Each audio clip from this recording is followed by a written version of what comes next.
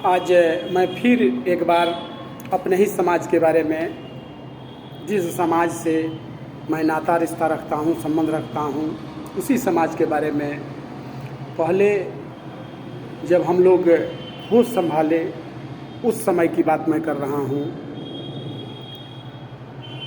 जिस समय घोर अभाव था, कहीं कोई सुविधा नहीं थी, उसके बावजूद भी एक दूसरे से काफ़ी प्रेम और मोहब्बत था, एक दूसरे का सहयोग भी भरपूर मिलता था। आज हर दृष्टि से हर लोग परिपूर्ण है, सुविधा भी बहुत हद तक सबके पास है, लेकिन उस समय खाने की भी कमी थी, रुपये पैसे का भी अभाव था, यहाँ तक कि कपड़ा का भी अभाव था। उसके बावजूद भी लोग बहुत खुशी के साथ रहते थे, बहुत आपसी मेलजोल के साथ रहते थे, एक दूसरे का सहयोग करते थे।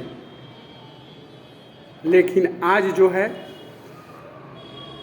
न जाने किसकी नज़र लग गई है इस समाज को कि यह समाज बिखरते जा रहा है, टूटते जा रहा है। और सभी राजनीतिक दल इसको अछूत मानते चले जा रहे हैं। उसके बावजूद भी यह जात अपने आप को मजबूत करने में कहीं से दिखाई नहीं दे रहा है। सभी लोग क्षणिक और निजी स्वार्थ में लगे हुए हैं। कैसे मैं समाज का सिरमौर बन जाऊं, कैसे मैं समाज का नेता बन जाऊं, कैसे मैं पूंजीपति बन जाऊं कि आस पड़ोस वाले लोग, हमारे सगे संबंधी लोग हमारे पास आने पर मिलने के लिए सोचना पड़े।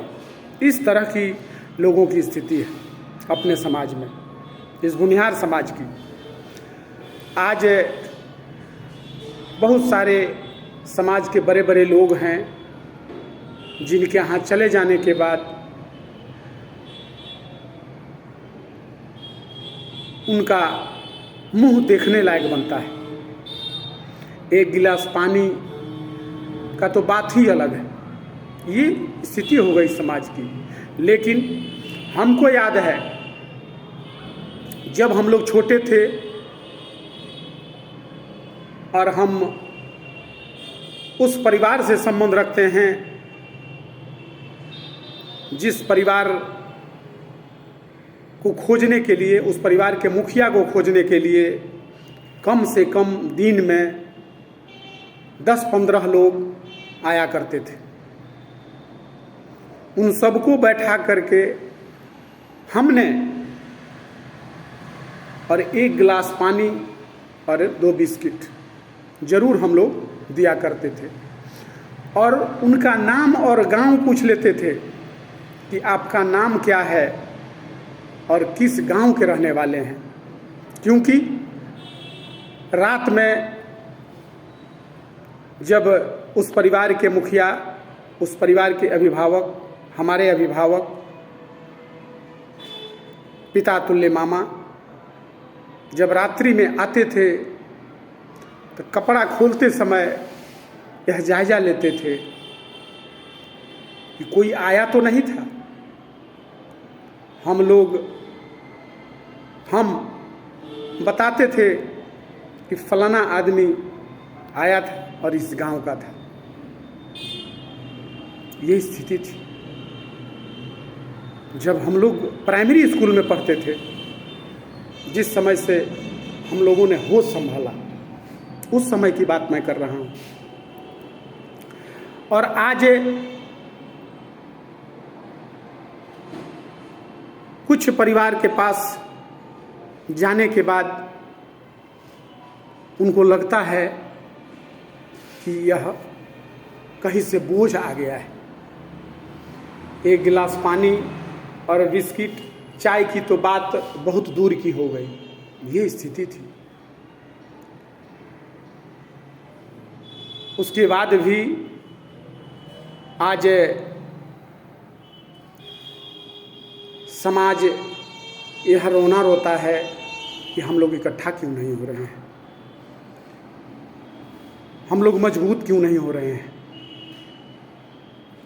तो आप क्यों मजबूत होइएगा जब आप अपना संस्कार, सभ्यता, संस्कृति, शिष्टाचार, भाईचारा, आपसी तालमेल जब छोड़ ही रहे हैं तो मजबूती का सवाल कहाँ पैदा होता है।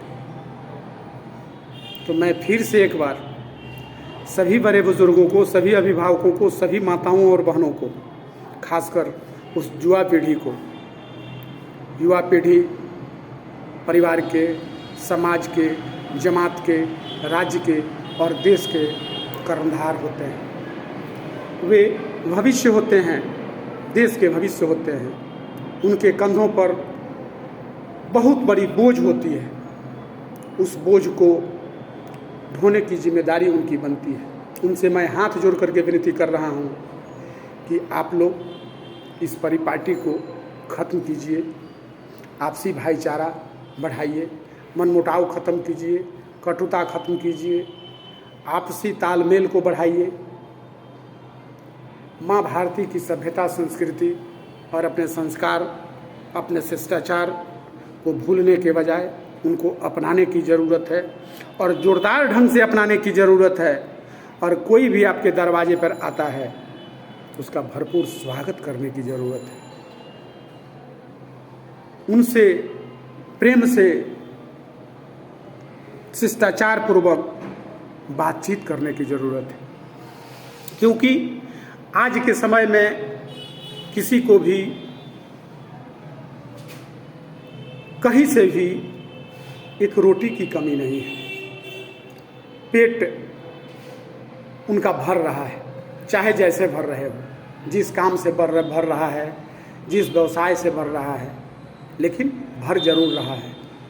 लेकिन मैं इस पर कोई छिटाकशी नहीं करना चाहता, क्योंकि सबका अपना अपना रोज़गार है, सबका अपना अपना व्यवसाय है, सबका अपना अपना काम है। लेकिन इस जाति की जो अपनी परिपाटी थी, जो अपने संस्कार थे, जो अपनी संस्कृति थी, जो अपनी सभ्यता थी, जो अपना शिष्टाचार था, वह काफ़ी तेज़ी से लोग छोड़ रहे हैं। और छोड़ने का ही नतीजा है कि हम लोग आपस में एकजुट ना होकर के हम लोग हट रहे हैं, हम लोग कमज़ोर हो रहे हैं। और यह काम कुछ असामाजिक तत्व, अपने ही समाज में बैठे हुए लोग हैं जो इस समाज को तोड़ करके और अपना एक छत्र राज चाहते हैं। इस बात को समझने की ज़रूरत है और अपने संस्कार, संस्कृति, शिष्टाचार, सभ्यता को अपनाने की ज़रूरत है। जब तक हम अपने आप को मजबूत नहीं करेंगे, हम अपने वर्तमान और भविष्य की चिंता नहीं करेंगे, हम क्षणिक और निजी स्वार्थ का त्याग नहीं करेंगे, तब तक किसी का भी भला नहीं हो सकता है, चाहे समाज का कोई भी वर्ग हो। इसलिए मैं फिर से एक बार आप सभी बड़े बुजुर्गों से, अभिभावकों से, माताओं बहनों से, खासकर युवा पीढ़ी से विनम्र आग्रह कर रहा हूँ कि आप अपने इतिहास को खंगालिए, उसको पढ़िए, उसको जानने का प्रयास कीजिए कि आखिर हम कहाँ थे, कौन थे, कैसे थे और आज कहाँ हैं और किस हाल में हैं। और इस पर सोच विचार करके, आपसी कटुता को ख़त्म करके, आपसी मनमुटाव को ख़त्म करके, आपसी भाईचारा को बढ़ाते हुए आगे बढ़ने का प्रयास करें। हम आपके साथ कदम में कदम मिला करके चलने का काम करेंगे। जिससे मेरा, आपका और समाज के सभी लोगों का वर्तमान और भविष्य सुंदर और सुरक्षित होगा।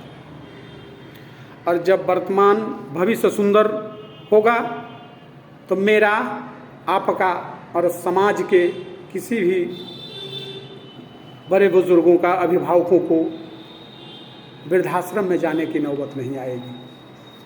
और मैं दावे के साथ कह सकता हूँ कि उनका बच्चा उनका हरदम ख्याल रखेगा। लेकिन इसके लिए हमको, आपको और समाज के सभी लोगों को, बड़े बुजुर्गों को, अभिभावकों को, माताओं बहनों को अपने संस्कार और संस्कृति, सभ्यता को अपनाते हुए अपने बच्चे और बच्चियों को उसी ढंग से पालने की ज़रूरत है और आगे बढ़ाने की ज़रूरत है, ताकि आपका, मेरा और समाज के सभी बड़े बुजुर्गों का, अभिभावकों का सुंदर ढंग से देखभाल हो सके। इसी के साथ मैं अरविंद किशोर, जय हिंद, जय भारत, वंदे मातरम, जय बिहार, जय समाज, जय जमात। लेकिन इस वीडियो को ज़्यादा से ज़्यादा शेयर करने की ज़रूरत है और हमारे चैनल को सब्सक्राइब करने की ज़रूरत है, ताकि यह वीडियो सभी लोगों के पास आसानी से पहुंच सके और सभी लोग इस पर अमल करें, सोच विचार करें। तभी सबका वर्तमान और भविष्य सुंदर और सुनहरा होगा और समाज भी सुंदर होगा। उसके बाद जमात भी सुंदर होगा, राज्य भी सुंदर होगा और देश भी सुंदर होगा। जय हिंद, जय भारत।